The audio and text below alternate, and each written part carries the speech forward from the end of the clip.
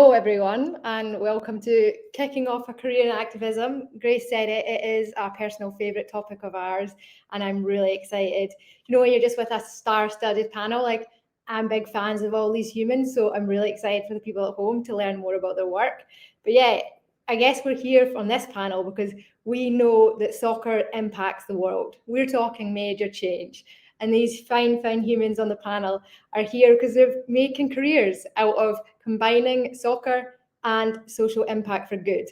And in my opinion, what could be better? So thanks for the intros, Grace. And I'm going to kick us off by Monica, you're to my right. So I'm going to pass the ball to you and just ask you to kick us off by saying hey and telling us a little bit about your organisation, Football for the World, and how you got to be where you are. Fabulous. Thanks for having me and having us and hosting this event.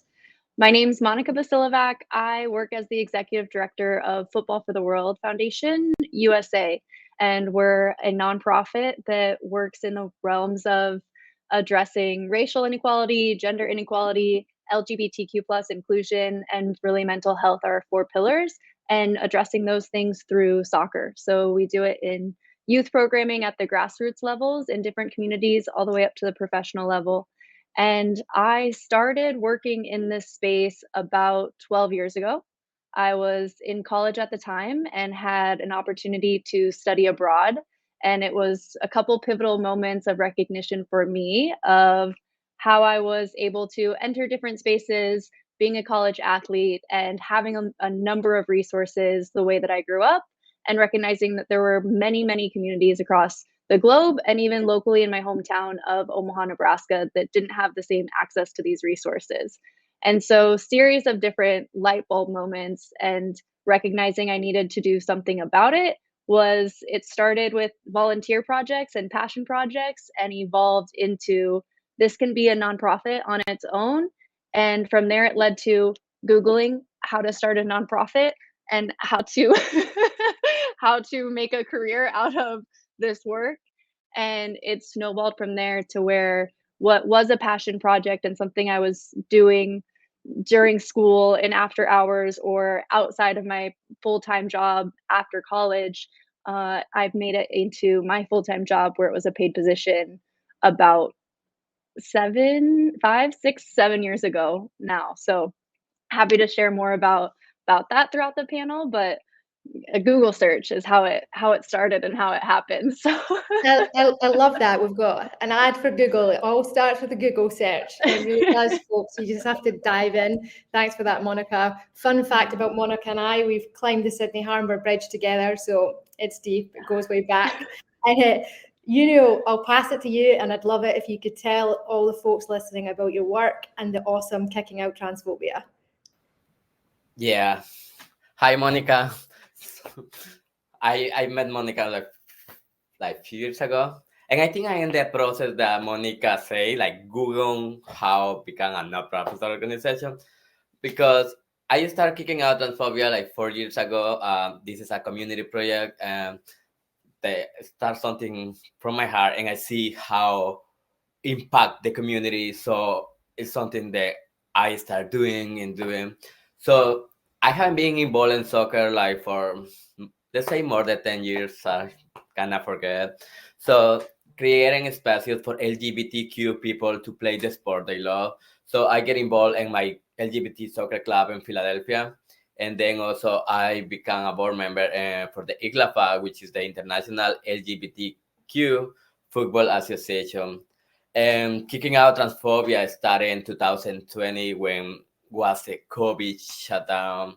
So I was president for my local LGBT club, and I think was the time when they say yellow face or yellow, so you can do something back with mask and 6 feet away, right? So it was time to come back to play. So I was like, what we can do, like how we can help my community using soccer, right? So I was like in my room, and that moment it was like I've been complaining the whole time over here in my room because I cannot go out. But I am in my house and I have a house. There is a lot of people out there that they don't even have a house. I have food. There is a lot of people out there who don't have food. I was complaining, oh, everybody like blame me because I'm gay. There is another people who's getting banned from soccer, who's getting killed, who's getting like they making laws to don't allow them to be who they are. And I say, I mean, I will not change the world, but I can do something good. So then it's coming up something like a whole campaign when we raise money for it's a Morris home, which is like the only Philadelphia house for homeless trans person. So we start that tournament. We decide some jerseys, some cool jerseys that everybody love, and we started the tournament, the Kicking Out Transphobia Soccer Tournament. And then in 2022, in women's soccer, they did the pitchy, right? Pitch, you pitch, and I did the top 10. I presented in Asunto. And from there it's like I don't win, right? But I made the top 10, I think Monica is the one who wins. So but in 2023 we did Kicking Out Transphobia Las Vegas when we had an exhibition match with all trans players from Mexico and Canada. Then we did Kicking Out Transphobia Seattle, Kicking Out Transphobia San Francisco, where we had youth players to play over there, and it was good to see that. We had Kicking Out Transphobia Seattle, we had Kicking Out Transphobia Washington DC, and of course Kicking Out Transphobia Philly. So I mean, it was good to see the impact in the community, that because we all are community, they get together. It's just amazing. That's to you. Awesome. Thanks so much for that intro to the org. And yeah, thank you, to the throwback to our Whiz Pitch It competition, because our Whiz Pitch It competition was for folks that are using the game for social good to apply for funds to help further their projects. And now throwback, I completely forgot that both of you were contenders in that and did so well. So that's super cool to hear. And yeah, and I'm loving here how Kicking Out Transphobia is growing, because we want that everywhere. So yeah, thanks for that intro. And Maya, you're up next. It's nice to meet you. I know you do a hodgepodge of many super cool things in soccer. So feel free to just give us a rundown about what projects you're doing, your main work in the game right now, and how you got there. Yeah, I appreciate it. With all these intros, I'm like, let's get to work. Like, let's get off of this. Let's get back to work. But no, I'm really excited to be here. I'm Maya Stephen. For those of you who don't know, I currently work at the Washington Spirit. I'm the grassroots marketing manager there. So primarily that role is really connecting with our community. We have a community impact team, but this is sort of different, where we're trying to help develop our community in a way that benefits the club as well as our community as a whole. So really just, on the grassroots level, connecting with small businesses, seeing what their needs are in our area, right? Why haven't they come out to a Spirit game? What is hindering them from having access to our game and the world's game, right? We have one of the best teams, I like to say, in the league, and we really want to involve all of DC in that as much as possible. So that's pretty much what I do on the Spirit end, but kind of like you mentioned, I do a lot of other things. I run a fashion culture soccer account called Kicks Times Her. And that's really just a voice for players and people who are involved in the game and fans to express themselves in the unique way that we all are able to and kind of connect the fashion part of soccer. It's a global game. And I think the way we express ourselves through what we wear and how we feel is something that connects to how these players are playing on the field. So I really like highlighting that. But yeah, I'm also a freelance sports writer. I've done pieces for 2 Cents FC, which is now 41 Mag. My first piece with them, I actually started my entire soccer sports career a year ago. So I'm really fresh in this. The other 2 panelists are saying great things about, 10 years, 5 years, 7 years. And I'm like, I'm a year in. So again, feeling inspired. Love to be on this panel. But yeah, I'm really new to the game. I just realized I'm a Black queer woman and I played soccer my entire life. And I feel like I have a lot to bring to the table besides, what my resume says. So just super excited to be here. Wow, that was an epic intro. And yeah, we are so glad you are here and you are crushing it in the industry. And that's really exciting, I think, for everyone listening at home as well, that you can start anytime. you can dive into the soccer industry at any time. And of course, this entire event is about telling all the folks at home that you belong in this industry. You have stuff to bring to the table, and especially more women and underrepresented folks need to see themselves in the game and know that they have things to bring. So that was really inspiring, and I'm hyped already. I think I'll throw this out to anyone who wants to jump in on this, because as we know, a career in activism and this kind of work, this is hard. That, you know, funding's involved, there's different challenges, we're working with underrepresented people, like this is hard work. So before we get into that, I'd love to hear from anyone who wants to start about what are the most rewarding aspects of your work? Any like personal anecdotes or like great things that have happened so far that anyone would like to share? And I'm going to mute, and whoever wants to dive on that can dive in on it. I love sharing the story with anyone that'll listen. So when I started at the Spirit last year, I actually started as their business operations admin assistant, just wanting to get in the game, get my foot in the door. Anyone that works in sports know you have to be connected to kind of get that foot in the door. If you know someone, you're going to get that edge. So I wanted to get my foot in the door. Didn't really care what role I was taking, just wanted to get in and start the work. And it was over the summer when Black Star traveled to DC and put on a camp, which if you're not familiar with Black Star, it's a nonprofit organization that holds clinics around the nation for Black and brown kids. So it's tailored to that community. The coaches are Black and brown.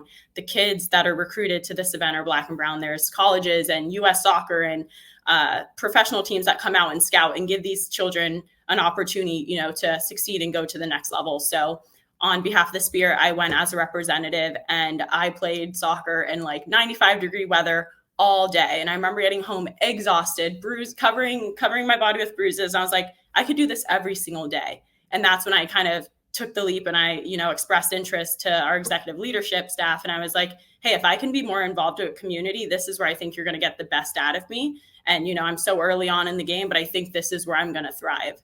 My background is in communications and journalism. That's what I got my degree in. And I don't think I would be surprised to say, or surprised to know I ended up where I ended up today, because I've always been kind of a community servant, always someone who's willing to listen and hear someone out and give people the benefit of the doubt, and, you know, never judge a book by its cover. But it was really that event where I just saw little Black kids running around having the time of their life. There was music that was tailored to them, right? Like, it was just every aspect was hit. And I just remember connecting with them and being so excited about the next day. It was a 2-day camp. And I was like, I've never felt this way about any single job I've had. And this must mean something. So I think anyone who's trying to figure out if sports or community is something they want to go into, you'll know, like the fire will be lit in your stomach, and you will know, because I know, and I haven't turned back since.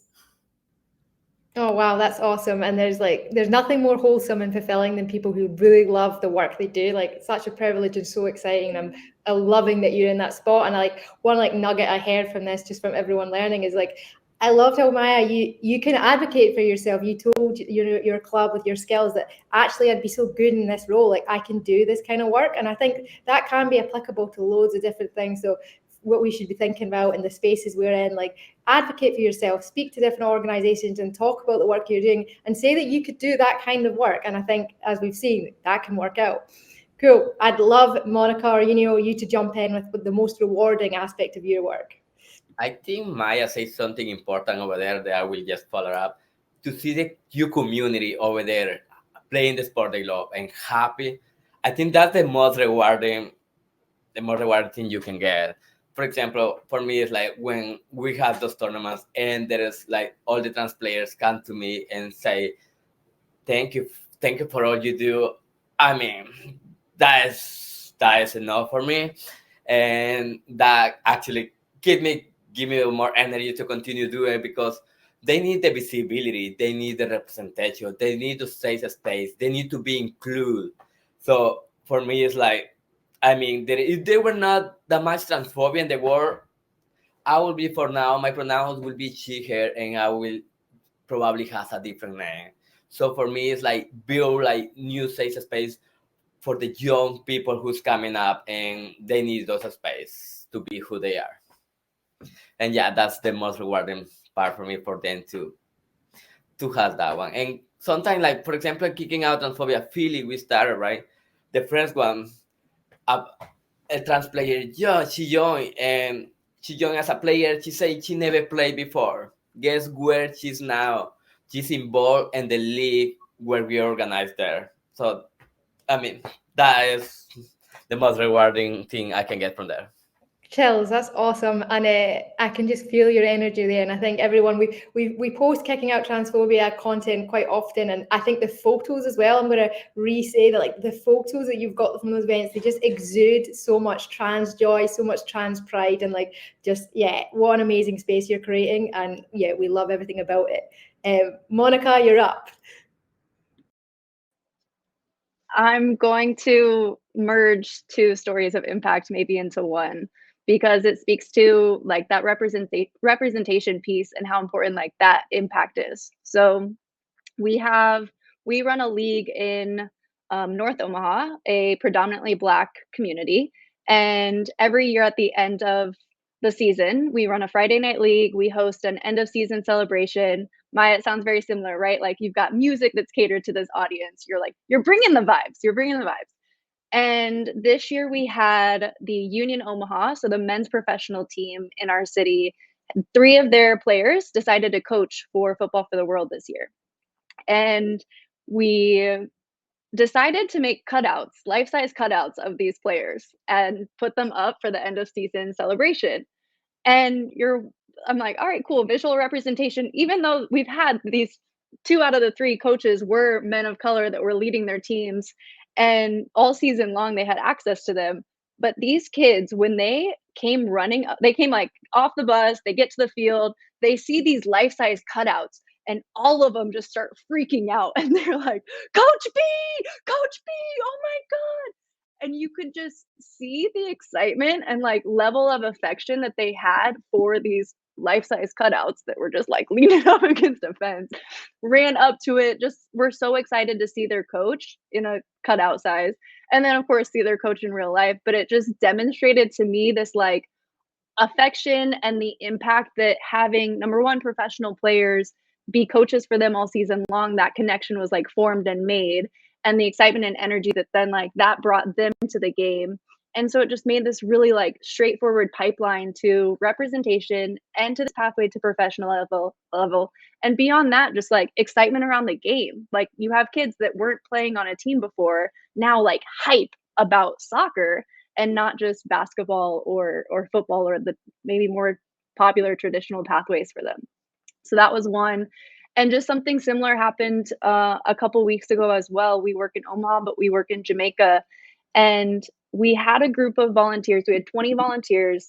13 of us were female. And we did a presentation of gear to a school. And afterwards, like, we have this photo of this young girl who's like so excited to just be engaged with a camera, and that we were visiting this school.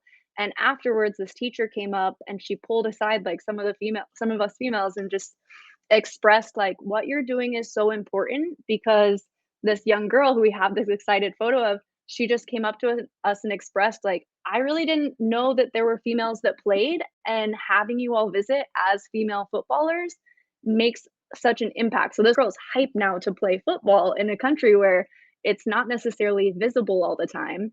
And it was just like a simple visit. We didn't even play. Like we did a little juggling and demonstration, but it was a nice reminder of like, when people see you in these spaces and in these roles, it is really inspiring and exciting for them. Oh, amazing stuff, everyone. And I've actually just got a question in from the chat that I think speaks to kind of also like the point we've all been talking about, the building of this and the community work. It's from Brandy with San Diego Soccer Women, which is such a rad league advocating for older women to play the game. We love Brandy. Thanks for the question. And Brandy asked, when did you find, and this is for anyone who wants to start, that you needed another partner or a team to push the work you're doing? And when did you need an organization to come in or other folks to help you rather than just doing this alone? Because I know, like, for instance, you started this on your own. Same with Monica and Maya. I'm sure you had a lot of things. So when do you know that you need to bring someone else in to elevate the mission? I'd say at the Spirit, what we do, DC is so diverse. DC is a soccer city, and some people don't even understand it, but it is. There's so much history here in DC around the game, that what we do at the Spirit, instead of reinventing the wheel or having things that we just own, we collaborate with organizations in the community that are already approaching the matter already, right? And have already funded it, have already strategized, not to steal their work, but to collab and to bring together, efforts. So that's really what we do here. The Parks and Recreation is very collaborative with us. There's plenty of organizations. I mentioned Black Star is one of them. They're not based in DC, but they come to DC. So if we want to activate this summer with Black and Brown kids, why would I not look to, hey, partner with Black Star and let's make a bigger camp than even last year.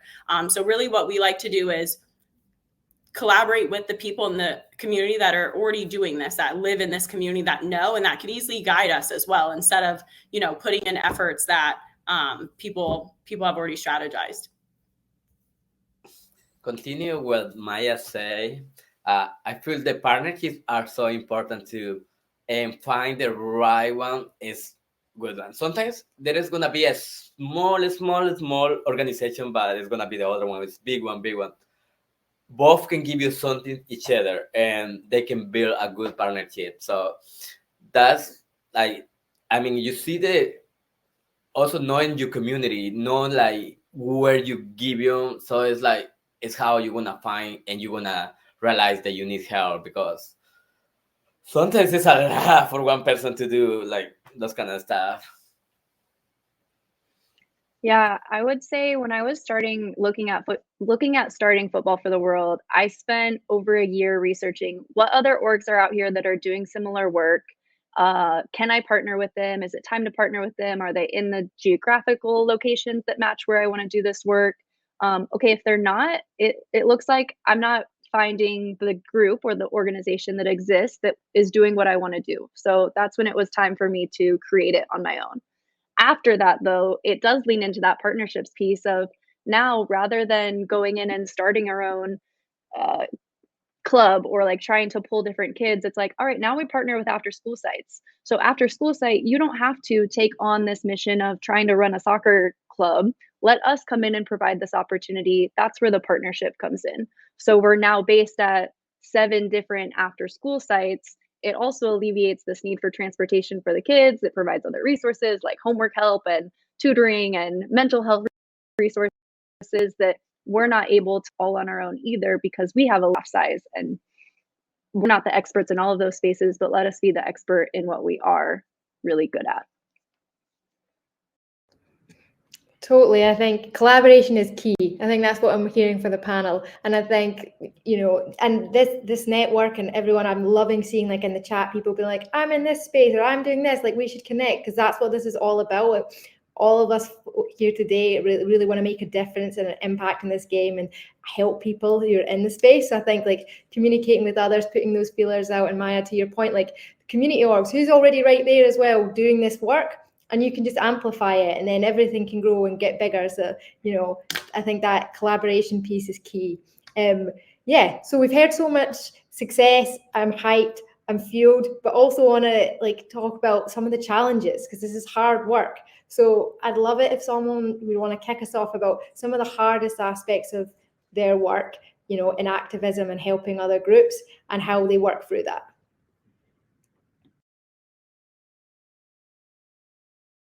I can kick off if that's okay.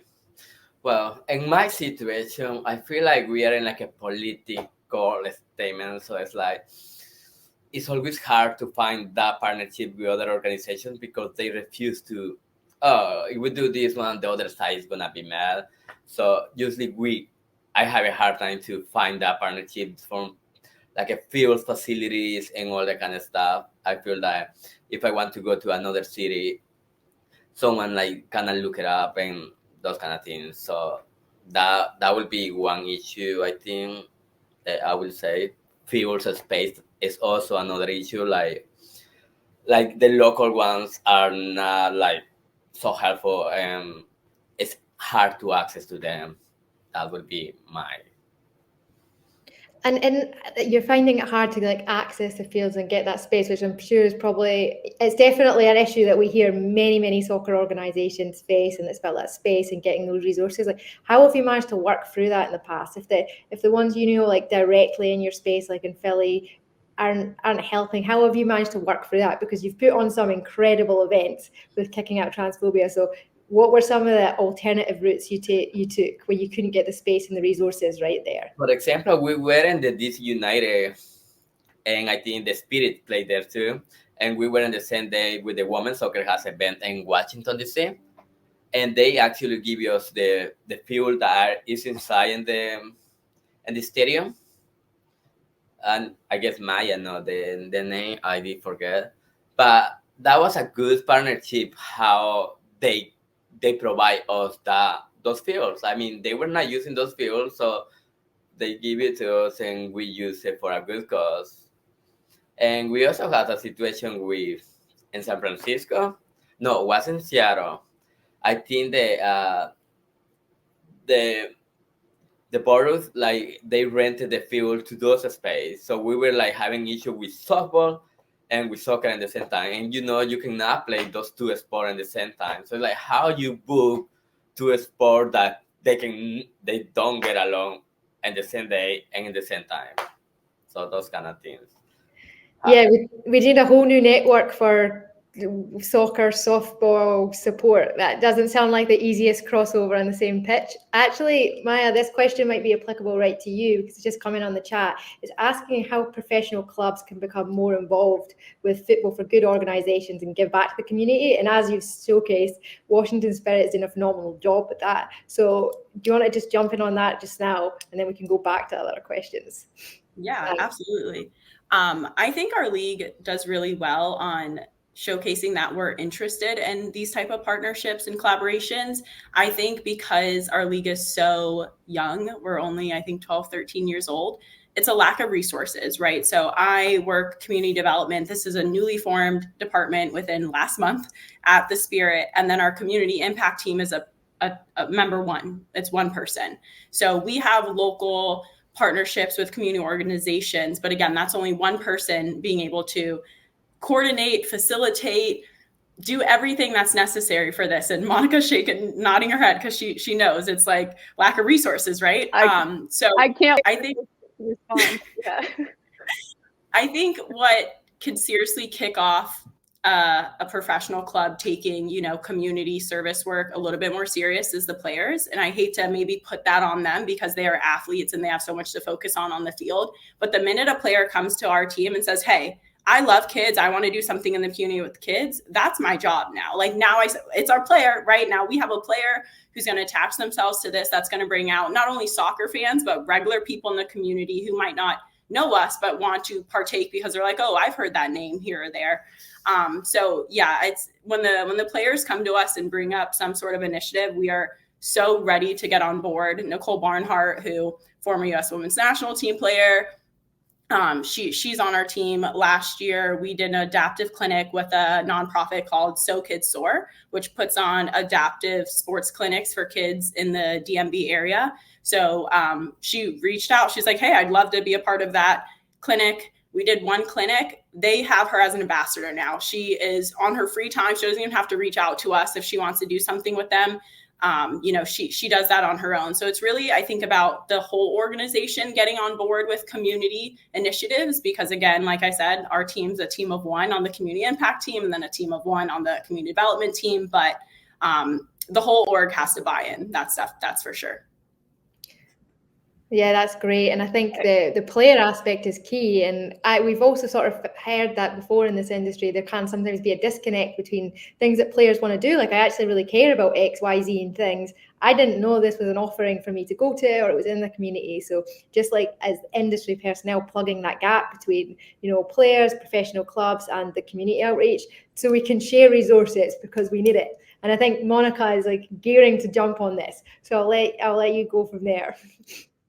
I just have to, it's funny to see how this plays out, because the original question, like, what's the challenge? What makes this hard is that everyone's like, oh my gosh, you should partner with the professional team. You should do this. You should, you've got to work with them. And you're like, yeah, we do want to work with them. That would be great. And we do, and we can formulate this partnership. But what people do fail to recognize is that usually the club's community outreach person is one person, maybe two people trying to do this work. And so it's also this like beautiful thing, because it is what we get to wake up every single day and think about is how do we close these gaps and how do we become advocates every single day? The club, just like the players, that's not necessarily what they're thinking about first and foremost all day, every day. So it actually can make this really, really beautiful partnership when there's that pathway is able to be created and that like channel of communication and true partnership can form. But it is, I hear you when it's like, yeah, it's one person left to coordinate all of these nonprofit steps. So that's where I'm like, all right, yeah, nonprofits should do a nice job of having that outreach and making it as easy as possible for those clubs to work with them. Yeah, no, absolutely. We want to keep opening up channels of communication so that people, can all get access to each other and we can keep pushing that way.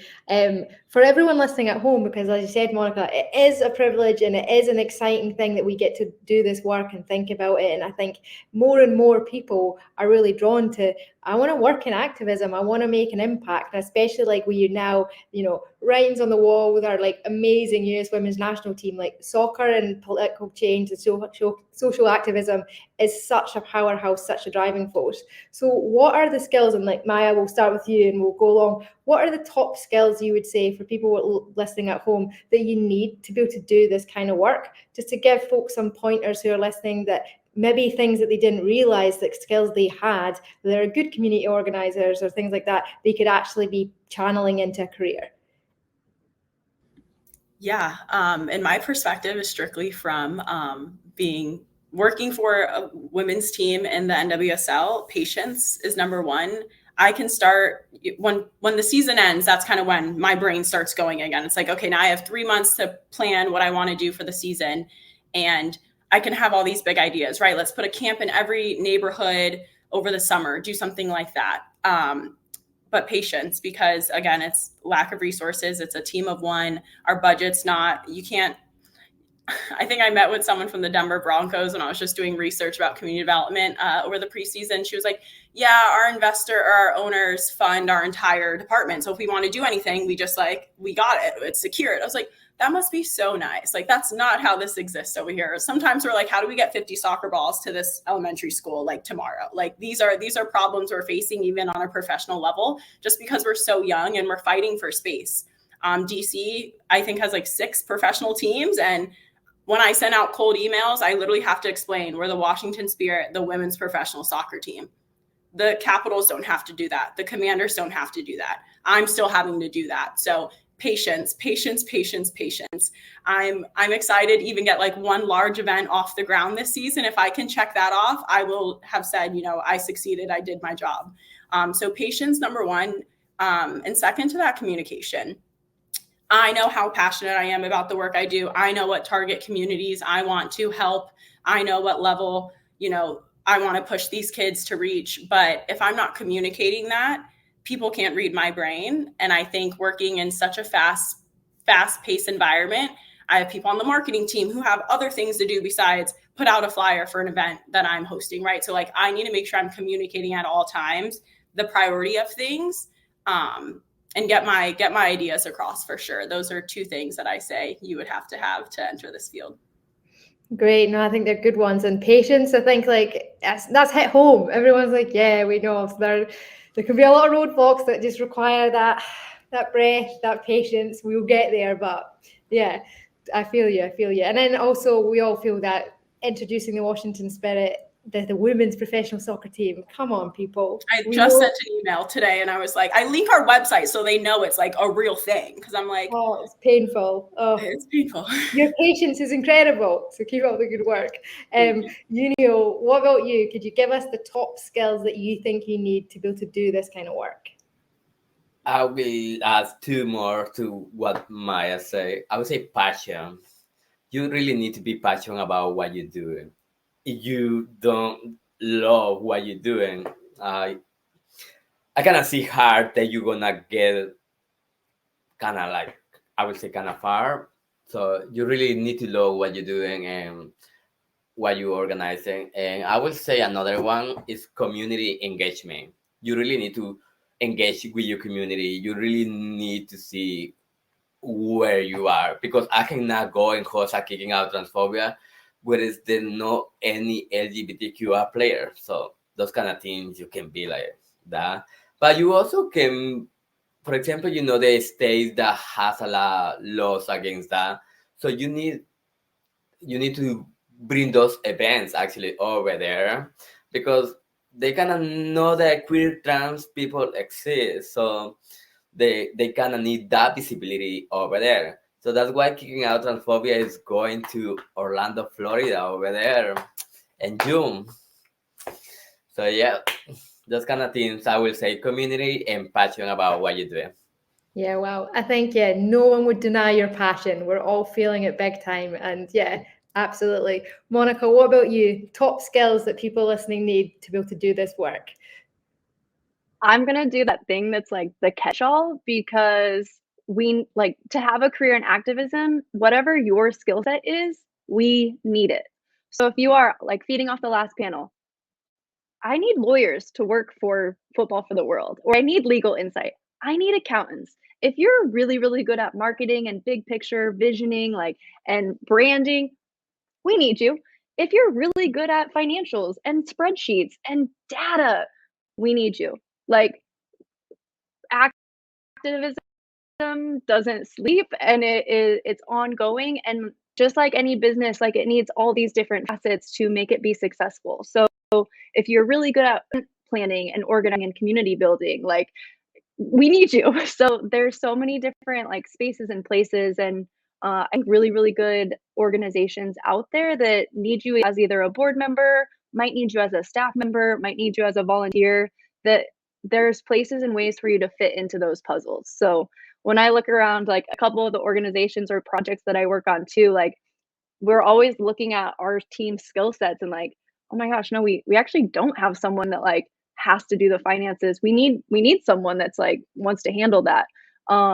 So any and every skill set that you have, bring it to the table, please. We need you. Activism needs you. That's amazing. Yeah, and it's great to hear the rundown of you listing out like all the different kinds of jobs that would fit into this. And again, that's what this entire event is about. We have folks like listening at this event who are lawyers. They've got accounting skills. They're data people, but actually all these things like data is important for activism. We need lawyers working for these. Marketing, like we're going to need to know about Maya's events, so we need those flyers out there. All these things are really important. And yeah, it's great to hear the skills laid out like that. For folks listening, that we have many people who are actively looking for jobs, or they're looking to like get involved in this kind of sector. Are there ways that people can follow all your organizations, or are there any open roles or things that you'd want to shout out to people that they should check out? And I'll leave that to the floor. I know that you and I discussed that Kicking Out Transphobia is always looking for volunteers. So maybe we'll start with you, and if you want to talk about the volunteer process and how folks can start to get involved. Yeah. As I say, this is a community project that we are trying to institute what Monica did like 7 or 8 years ago. So Monica, I will not message you later on.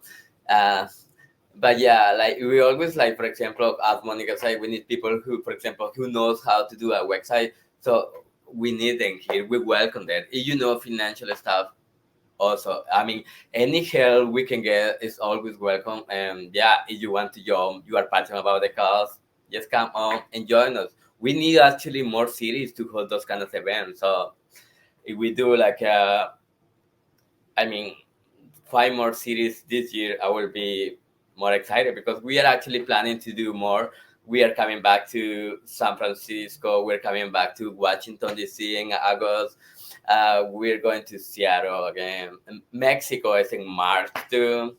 So we're trying to go to Australia, maybe London from there. So we're trying to bring more kind of those events, more visibility, and score more safe space for trans players.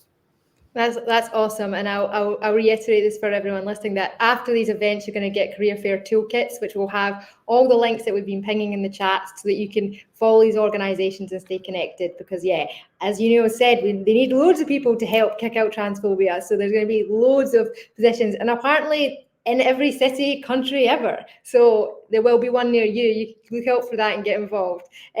Maya, what about you? Is there any open positions or any ways that you could suggest to folks to get involved in the work you're doing in DC? Yeah, absolutely. So we have a bunch of jobs open at the Spirit right now. So feel free to check out our careers page. We're hiring my manager. So if anyone on here says, "Oh, I want to work with her," go ahead and apply. VP of Community Development is open. VP of Community Impact is open. So a lot of leadership roles. We're hiring, I believe, a coordinator down the line. So just, continue refreshing that page in the next few weeks. But one little plug I'll say, because I did start in sports last year, again, connect with the people that you already have relationships with, see who they know. I got in with the Spirit by joining their non-white supporter group called Rose Room Collective. So I moved to DC and I was like, I love the Spirit. I want to join. I want a sense of community because I'm new here. Joined Rose Room. The supporter relations manager at the time, Devin, who was here earlier, he invited me out to a Spirit season ticket member event. I wasn't one, but he just gave me the option to come, and I started networking. I was in a room with our CEO, our owner, everyone on staff, and I was just able to get my name out there, show my personality, kind of sell yourself, right? Like Monica said, you have some sort of skill, and hone in on that and showcase it. So definitely, use whatever resources you can find, join supporter groups, volunteer in the community. You never know who knows someone. And just be yourself when you're in that space as well. Awesome. So true. And we also do have a Washington Spirit recruiter, I believe, joining us later today. So check out on the floor then. You can connect about some of the jobs that Maya just highlighted. And also the Rose Room Collective are so rad. So I'm glad we got a wee plug in there. I'm glad you found such a great group. Monica, ways that people can get involved in football for the world. And are there any open roles or anything going?